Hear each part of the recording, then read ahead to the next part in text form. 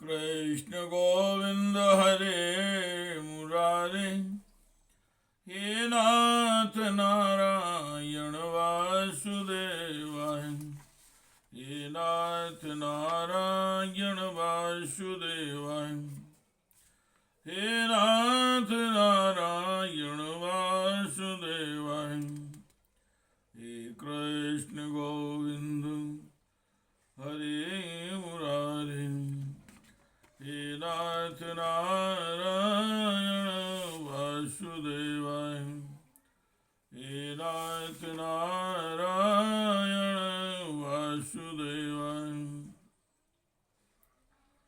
हे नाथ नारायण वासुदेवाय।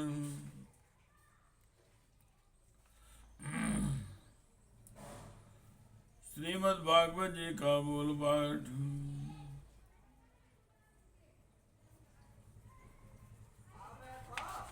श्रीमद् भागवत जी का मूल पाठ पंचम स्कंद का त्रयोदशो अध्याय।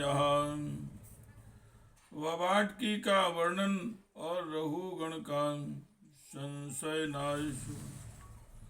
श्री राम जय राम जय जय राम, श्री राम जय राम जय जय राम। श्रीमद् भागवत जी का मूल पाठ पंचम स्कंद का 16वां अध्याय। भुवन कोश का वर्णन। ओम श्री राजोवाय।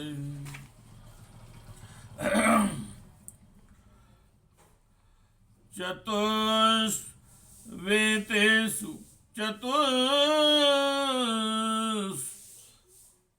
चतुस्वेतेषु च्यूतजम्बूकदम्बन्यगृहान् चत्वारः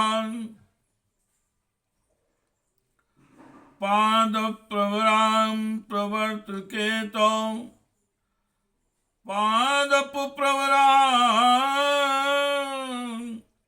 पर्वतकेतौ इवादिशास्त्रोयो सहस्रयोजनो नाहस्तावन् विटपपिन्तया शतयोजन परिणाः। हृदा चत्वारपयोमदीक्षन् शावृष्टजला यदुपस्पर्शिनः उपदेयो गणा योगेश्वर्याणि स्वाभाविकानि भरतर्षभा धारयन्ति। देवो ध्यानानि च भवन्ति चत्वारि नन्दना चैत्रथं वैव्राजकं सर्वतो भद्रमिति। ये स्मरमर्पणे वृणा शाहसुरललना सैसुरललनाल ललावयोथुपतयोपदयो गणेरु गीयमान महिमानः किल विहरन्ति। मंदिरो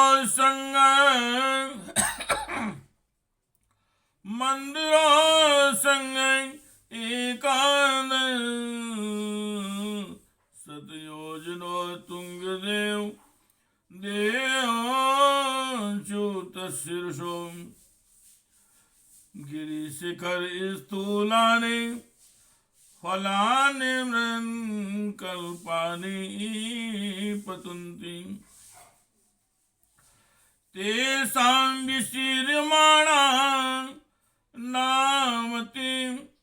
नामति मधुरसुरभि सुगन्धि बहुलारुण रसोदेनारुणोदानां नदी मंदरगिरिशिखराणि पतन्ति पूर्वेणेनावृतमुपप्ललायति।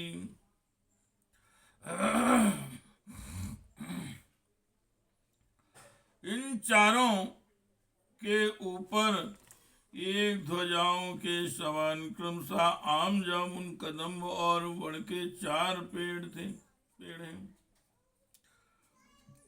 इनमें से प्रत्येक 1100 योजन ऊंचा है और इतना ही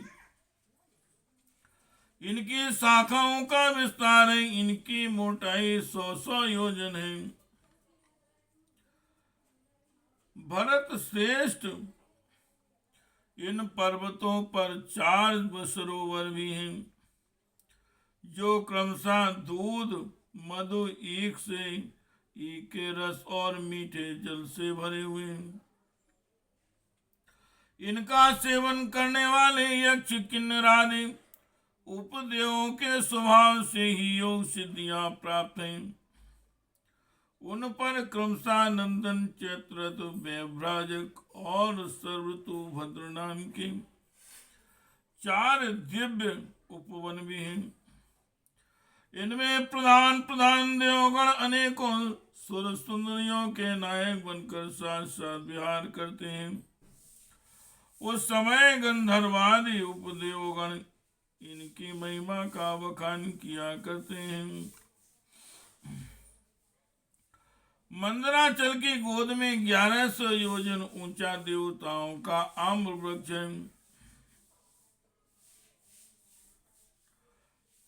उससे गिरि शिखर के समान बड़े बड़े और अमृत के समान स्वादिष्ट फल गिरते हैं।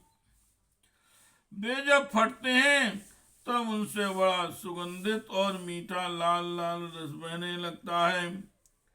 वही अरुणोदा नाम की नदी में परिणत हो जाता है। यह नदी मंदराचल के शिखर से गिरकर अपने जल से इलाव्रत वर्ष के पूर्वी भाग को सींचती है। हे कृष्ण गोविंद हरे मुरारे, हे नाथ नारायण वासुदेवाय, हे नाथ नारायण वासुदेवाय।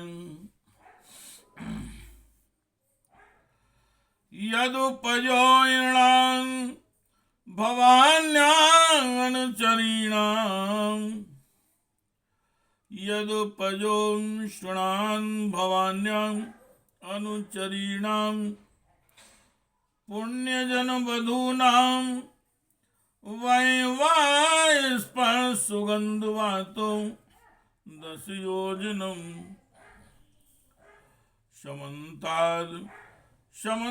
समन्तादनुभास्यति।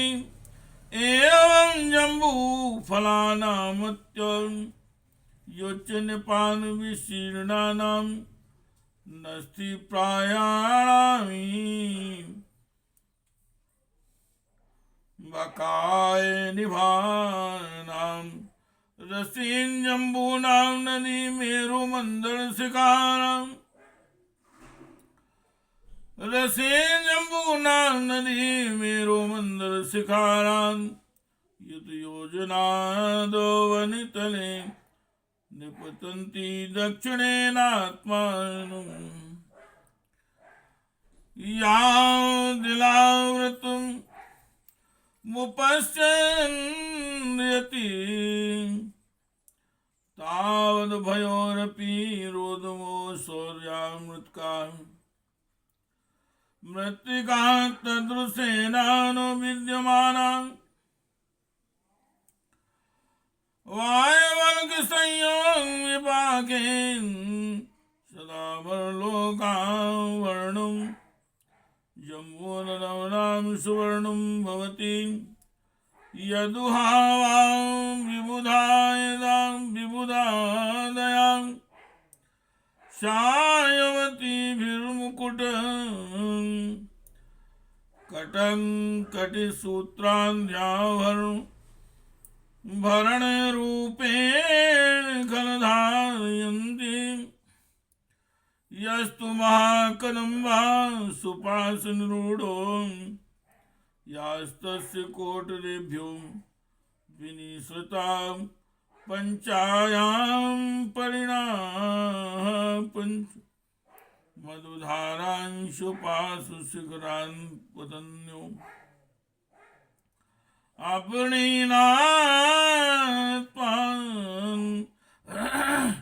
मिलाव्रतं मनोमोदयन्ति।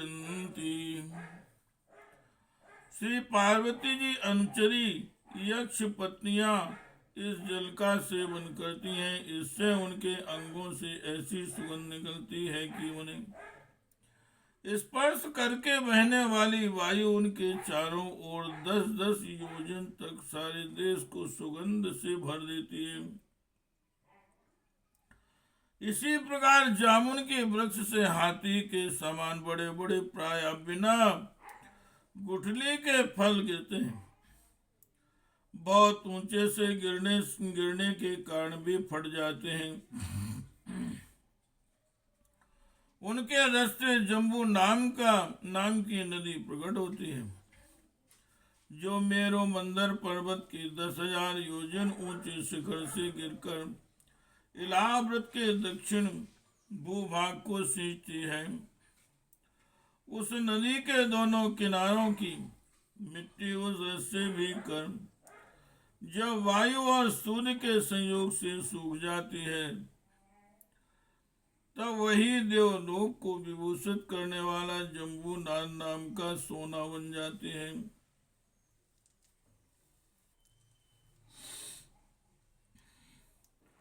इसे देवता और गंधर्वादी अपनी तरुणी स्त्रियों के सहज मुकुट, कंकण और करधनी आदि आभूषणों के रूप में धारण करते हैं। सुपार्श्व पर्वत पर जो विशाल कदम वृक्ष है, उसके 5 कोटरों से मधु की 5 धाराएं निकलती हैं। इनकी मोटाई 5 पुर से जितनी है। ये सुपार्श्व के शिखर से गिरकर इलाहाबाद वर्ष के पश्चिमी भाग को अपनी सुगंध से सुवासित करती है। हे कृष्ण गोविंद हरे मुरारे, हे नाथ नारायण वासुदेवाय, हे नाथ नारायण वासुदेवाय, हे नाथ नारायण वासुदेवाय। इति श्रीमद्भागवते महापुराणे परमहंस्यां संहितायां पंचम स्कंदे भुवन कोश वर्णनम नाम षोडशोऽध्यायः। हे कृष्ण गोविंद हरे मुरारे, हे नाथ नारायण वासुदेवाय, हे नाथ नारायण वासुदेवाय, हे नाथ नारायण वासुदेव।